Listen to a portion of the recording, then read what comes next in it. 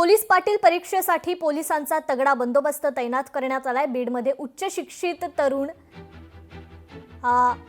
गावचा पोलीस पाटील होणार आहे। एकूण 33 परीक्षा केंद्रांवर लेखी परीक्षा पार पडणार आहे। याचाच आढावा घेतलाय लोकशाहीचे प्रतिनिधी हरिदास तावरे यांनी। बीड जिल्ह्यात आज पोलीस पाटील पदाची परीक्षा पार पडती।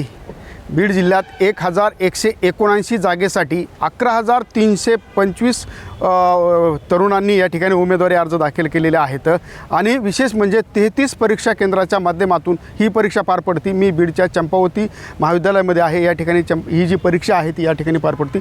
सुरळीत परीक्षा पार पाडावी याच्यासाठी पोलिसांचा जो तगडा बंदोबस्त या ठिकाणी ठेवण्यात आला। कुठलाही अनुचित प्रकार घडू नये याच्यासाठी CCTV देखील या ठिकाणी लावण्यात आलेले आहेत। त्यामुळे एकूणच बीड जिल्ह्यातील ही जी होत असलेली परीक्षा जी आहे 33 परीक्षा केंद्रावर ही मात्र सुरळीत आणि व्यवस्थित पार पडावी याच्यासाठी प्रशासनाच्या वतीने जी आहे ती तयारी करण्यात आलेली आहे। आणि विशेष म्हणजे आता गावचा पोलीस पाटील कोण होणार याकडे मात्र सर्वांचं लक्ष लागले। त्यामुळे आता याचा निकाल जो आहे तो कधी येणार हे देखील पाहणं तितकंच महत्त्वाचं ठरणार आहे। हरिदास तावरे, लोकशाही मराठी, बीड।